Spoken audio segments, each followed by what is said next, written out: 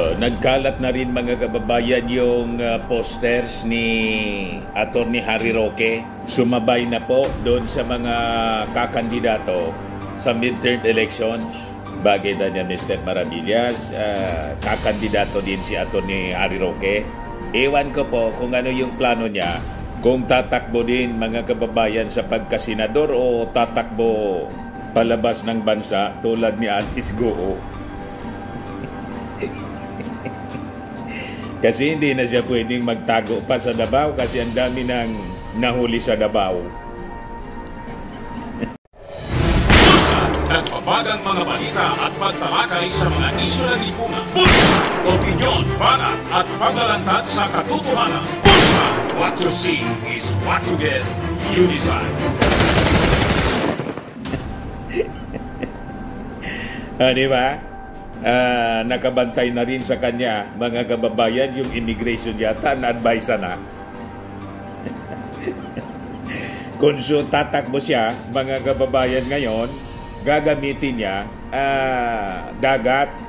Hindi man siya makatakbo sa dagat kasi walang lupa.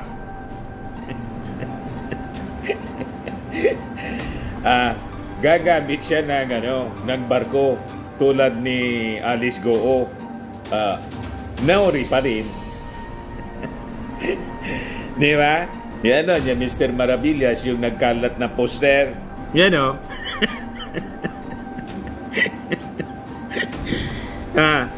Talagang patuloy siyang tatakbo nito. Wanted na siya. Wanted, Harry Roque, Pogo Lawyer. Yan o. Pinakalat po ng akbayan. Ayan po, nagpakadikit na sa poste ng Meralco. Malabanan, Sip-Sip, Poso Negro. Sa katabi pa ng poster ng Malabanan, Sip-Sip, Poso Negro, si Harry Roque. Wanted, Harry Roque, Pogo Lawyer, Akbayan Party, Akbayan Spreads, wanted posters of Harry Roque in Quezon City. Talagang tama yung ating mga sinabi na matutulad po kay Pacquiao si Harry Roque. At lahat na silang magbabarkada, mga kababayan, pari-parihas yung kanilang sasapitin na kapalaran. Ayan po. Nagkalat na po yung kanyang posters. Ngayon, biglang labas uli, mga kababayan, si Harry Roque sa kanyang vlogging. Pero ingat na ingat siya kasi minomonitor yung kanyang digital footprints ng ating mga kapulisan. Pero wala pa rin tigil po siya sa kakadaldal. Tingnan ninyo, grabe yung pagbagsak ng kanyang itsura po. Yan o, Spokes Hour Episode 318 September 21. Kahapon lang, si Barbers at si BP at ang Maisog Rally nangayayat na po. Parang hindi na po naliligo si Harry Roque. Walang mag-aasikaso sa kanya. Kasi mahirap na magsama sila ni ER. Lalo na magdududa. Sabi ni Harry Roque, mga kababayan, winasak na daw yung kanyang pamilya ng Kangaroo Court, yung Quadco. Ito yung payag, mga kababayan, ni Harry Roque ukol sa wanted Harry Roque posters. Yan po. Pahayag ni Atty. Harry Roque ukol sa wanted Harry Roque posters. Isang cheap political stunt ang ginawang pagpapaskil ng wanted Harry Roque posters ng Akbayan Party. Trabaho ng Akbayan bilang progresibong grupo na ipaglaban ang pangkaraniwang Pilipino. Ngunit nakakalungkot na bulag, pipi at bingi sila ngayon sa mga isyong nakakaapekto sa mas maraming Pilipino tulad ng pagkamkam ng pondo ng PhilHealth. Mas binigyan pansin pa nila ako na isang pribadong mamamayan. Malinaw na nagsanib kulay na ang grupong Marcos at dating progresibong grupo tulad ng Akbayan. Akbayad na sila. Yung Akbayan, ginawang Akbayan. Ibig sabihin, binayaran ng Marcos administration yung akbayan, naging akbayan. Malabo, Atty. Harry Roque, kaya ka nasasangkot sa ganyang problema. Kasi walang preno yung inyong mga yung full story ng balitang yan. Click subscribe muna dito sa ating YouTube channel and hit the notification bell para lagi po kayong updated sa mga kaganapan dito sa ating bansa. Like and share na rin po ninyo ang ating video. At huwag na rin po ninyo na skip yung ating mga commercial ads para tuloy-tuloy lang ang pag-unlad ng Bagong Pilipinas. Sa mga nagana po ng malinis and spacious fitness gym, pumunta lang po kayo sa aming Colossal Fitness Gym. We also offer Grab Car Rental with our brand new 2023 model ng Toyota Innova. We also accept booking for those who are planning to travel via PAL, Cebu Pacific, and other airline companies, local and international, and bills payment for Meralco Bills, Aleco Bills, PLDT, etc. Ang Colossal Fitness Gym is located at 3rd floor Security Bank Building, Lanco Business Park, Legazpi City, Albay. For inquiries, look for Gilon Maravillas, contact number 0966-802-0949.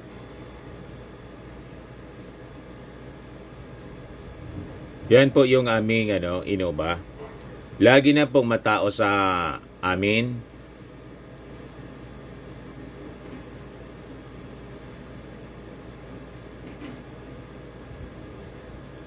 Yan po mga bagong clients namin.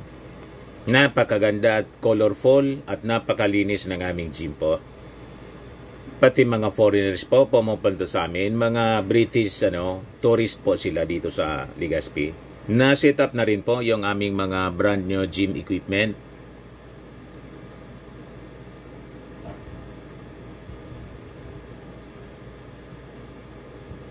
May treadmill na rin po kami. Ito naman po yung bago naming product na binibenta online. Eye Glow Serum, whitening po siya. Tingnan ninyo yung epekto sa aking anak na architect before and now. Yung mga inquiries po ninyo, dumiretso na lang kayo sa kanyang Facebook account, Riz Maravillas. Ito naman po, Firmax Firming and Lifting Cream, pinapahid po sa mga pulses and affected area. Mainam po sa paninigas na mga kaso-kasuan. Ito naman po, Automax Radiant Serum. Sa mukha naman yung application, anti-aging po siya. You will look 10 years younger than your age. Sa mga cancer patients naman po, baka lang gusto ninyo itong itry. Nengsa Red Mix Fruit Drink. Hindi mo po siya gamot, food supplement siya. Kaya lang, gawa siya mga kababayan sa goji berry. Yung goji berry may anti-cancer properties. O ngayon, yung mga inquiries ninyo, dumiretso na lang kayo sa aming messenger sa Facebook para masagot namin agad. Ayos pa? Ayos na ayos niya, Mr. Maravillas. Salita, pananalita po. Yung bibig mo di naman lang. Yung bibig mo man lang. Yan ang tamang statement. Ang nagpapahamak po sa inyo ng mga taga-nausog, lahat kayo na nasa kampo ni Digong, ang problema ninyong kinakaharap ay sabi nga natin, lahat ninyong kagagawan man lang. Yan tuloy, patog na problema ang inyong sinapit. Na yung problema, kayo yung may gawa, it is your own creation. Ayan tuloy, yung itsura ninyo, malayong-malayo na sa dati. Ito yung bastante pa yung operasyon ng pugo. Yung buwelo pa, mga kababayan, yung operasyon ng pugo. Ito yung itsura ni Atty. Harry Roque. Nang ipasara yung pugo, ito na siya ngayon. Parang hindi na po naliligo. At pinagaanap mga kababayan ngayon ng mga polis kasi wanted ng Kongreso. Stress na po si Harry Roque dahil sa kanyang matalas na bibig. Ang susunod na magiging wanted yung kanyang asawa kasi ganun din mga kababayan ang ginagawa. Tinawag po si Congressman Ace Barbers na abusado. Ito po, statement of Mrs. Myla Roque on claims of Ace Barbers. Pinost po ni Atty. Harry Roque, sabi sa kanyang post kahapon, Ace Barbers is an abusive individual. He abuses his immunity from libel with a claim that I am an incorporator of Lucky South, even when there is no single document linking me to it. I flew to Singapore for treatment, but his malicious interpretation proves why his panel never accepted any of my medical certificates, not just from my long-time doctor, but even hospital records. And I traveled because I have a right to travel as guaranteed by the Constitution. And kung barbers, you are not somebody who can declare my family wasak. Check your mirror. Parehas po ang bibig, mga kababayan. No? Myla Roque. Parehas ng kanyang asawa.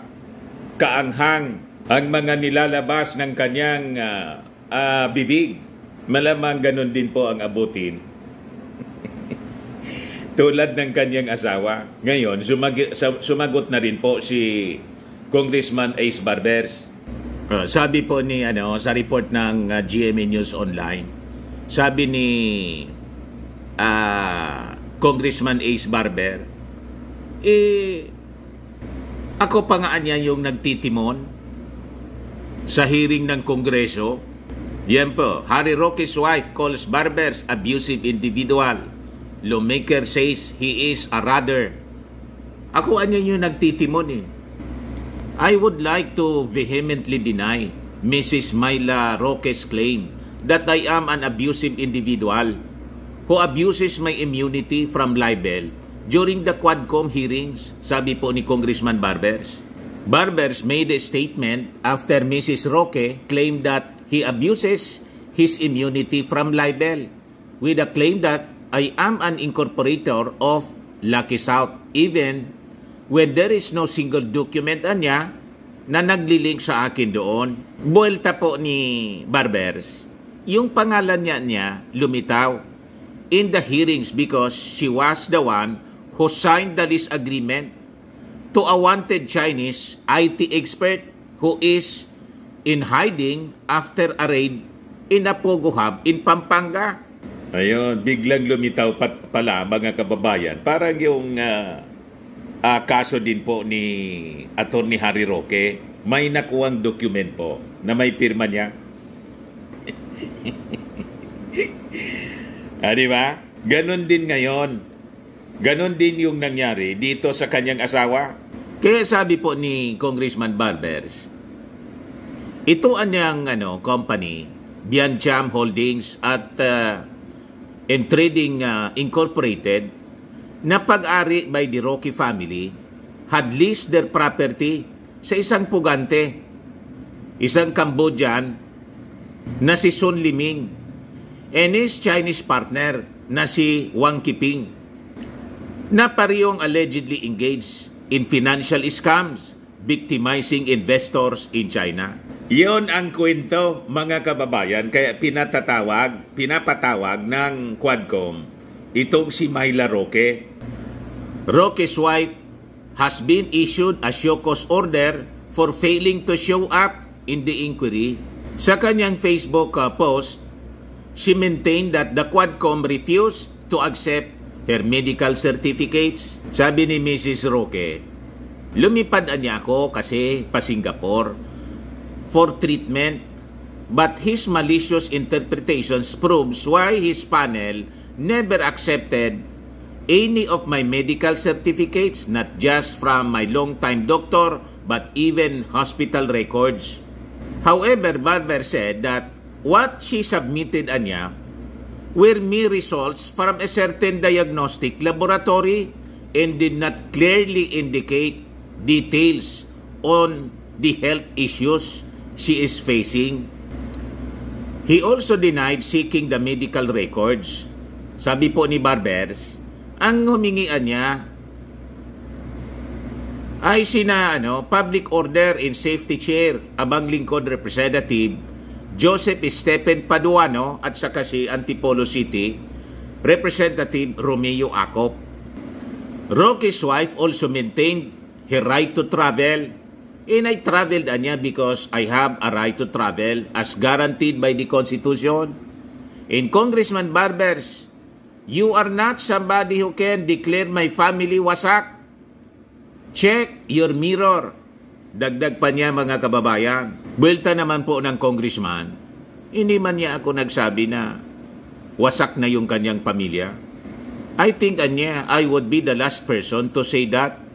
Mr. Roque's close executive assistant, A.R. de la Serna's disclosure and admission during the hearings that they are maintaining a joint bank account worth 3 million could have adversely affected or damaged his reputation, sabi po niya.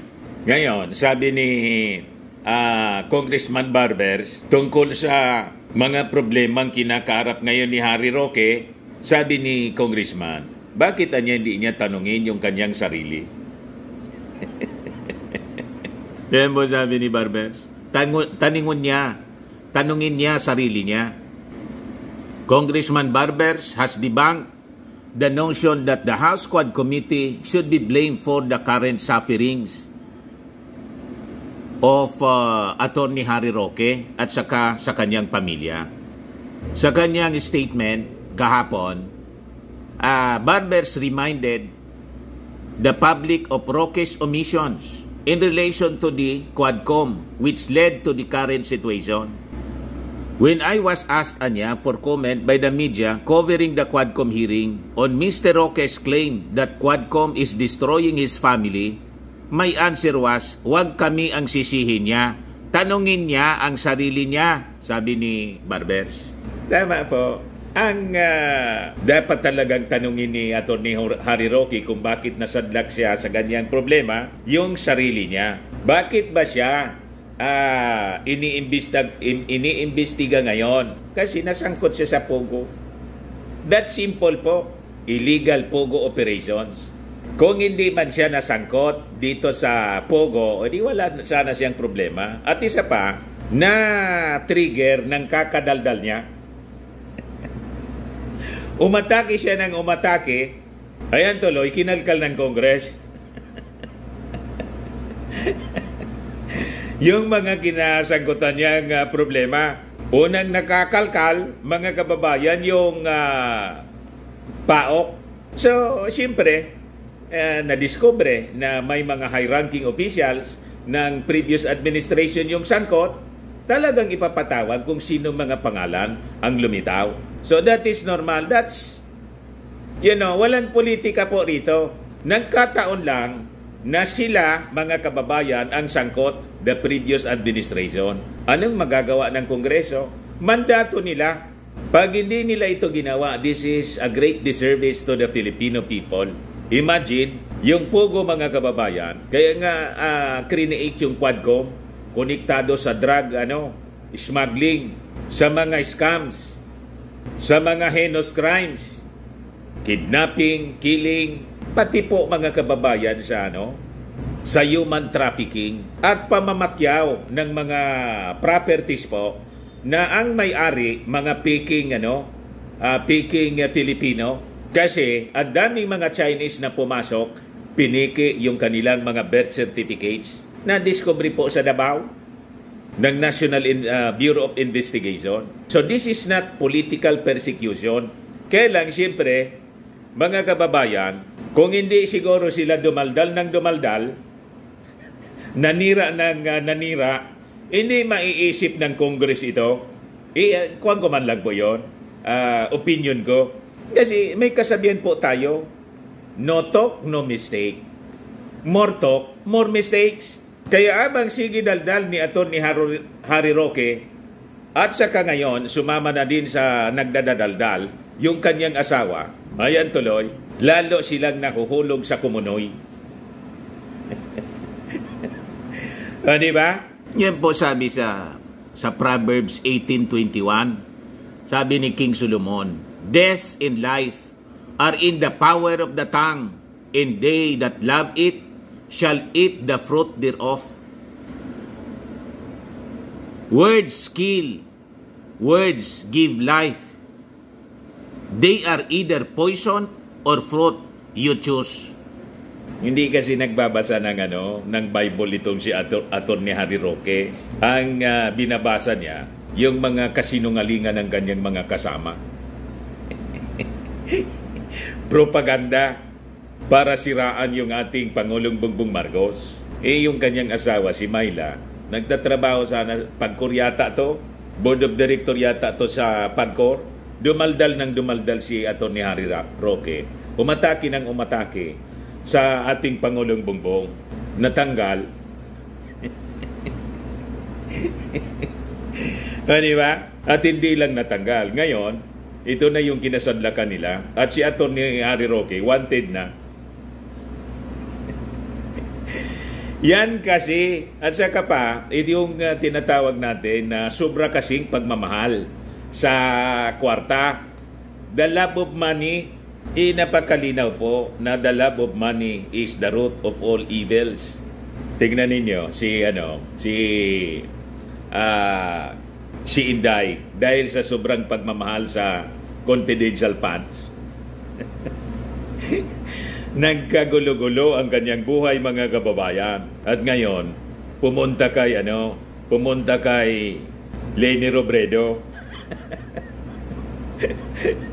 Ngayon, tama yung nabasa ko sa comment ni Benji Contreras. May post ngayon na bago si Benji Contreras, isang Marcos loyalist. Bakit niya si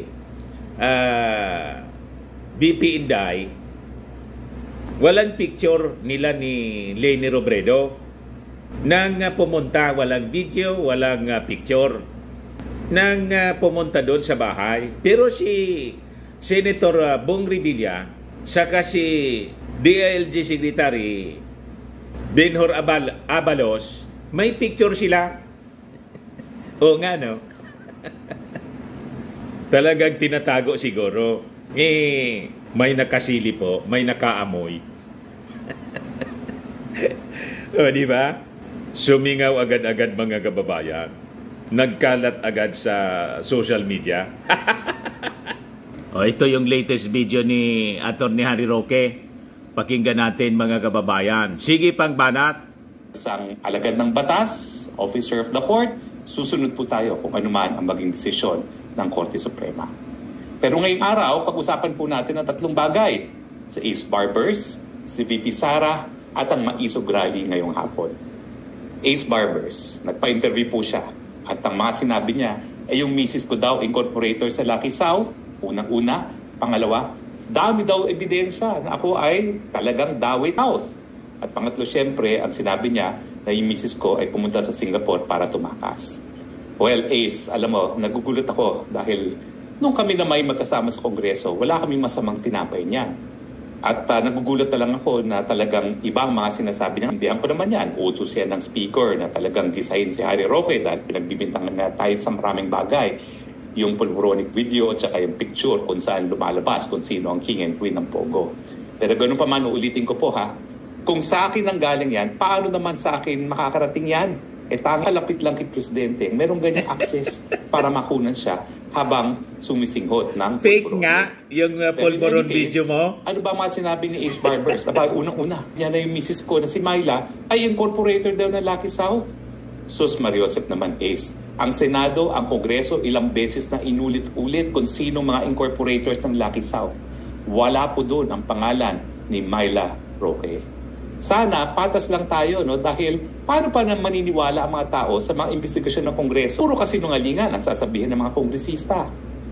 Ilang beses na po yan na Kaya nga po, Atty. Harry Roque, binibigyan ka ng pagkakataon na makapagsalita. Ang problema, nagtatago ka. Di ba? Iabogado ka at saka sabi mo, maiisog kayo. Bakit ka tumatakbo? Nagtatago ka. Doon pa lang, baliktad lahat yung inyong mga actions sa inyong mga sinasabi. At saka yung pulburon na video ninyo, pina-examine na at napatunayan ng mga experts talagang peke yung pinakalat ninyo ni Marlica. At tama ka, ikaw yung pinagdududahan talaga na nagpakalat. Nung pumunta ka sa Amerika, binigay mo kay Marlica, ginamit mo si Marlica. Kasi si Marlica, galit na galit sa ating Pangulo kasi yung mga hinihingi siguro dahil sa kanyang pagtulong, hindi na pagbigyan. Iyan kasi, lahat pang personal ang inyong mga mga agenda, mga interes personal ninyo. O di nasangkot kayo sa kung ano-anong problema. Kaya tama yung sinabi ni Attorney Ace Barbers o ni Congressman Ace Barbers, itanong mo sa sarili mo. Kung bakit ka nasangkot sa mga problemang yan. Yung lahat ng problema ninyo, pati ng inyong amo na si Digong, kayo man lang po yung may gawa. Kahit si Inday, o bakit siya ngayon ganyan? Noong kayo ni Timpa at hindi siya nagdadaldal ng nagdadaldal at gumagawa ng kung ano-anong kabalbalan. Minutes lang yung approval ng kanyang budget. Kaya lang, yung budget niya, hindi man niya ginamit ng tama. O, ito ngayon, iniimbestigahan yung kanyang spending ng kanyang budget at tinapyasan ng sobra sa kalahati ng kanyang hinihingi yung kanyang budget sa Office of the Vice President. Kaninong kasalanan yan kung hindi sa kanya? Tama? Kayo ni Tim kayo. Pagkatapos gumawa kayo ng mga kabalbalan. Inaway-away ninyo yung administrasyon. Ang gusto ninyo, magsalita lang kayo na magsalita ng masasama laban sa ating Pangulo, wag lang kayong hahabulin. Ano kayo, siniswerte? Tama? Yung sinasabi ninyong maisog rally kahapon, wala man, hindi maramdaman ng mga tao. Yung mga taga-SMNI nga, hindi na sumama. Lalong numipis, mga kababayan. Sinong sasamang mga matitinong mamamayan sa ganyang uri ng grupo na ang mga binibitawang mga salita at yung issue, hindi man po totoo, gawa-gawa man lang ninyo.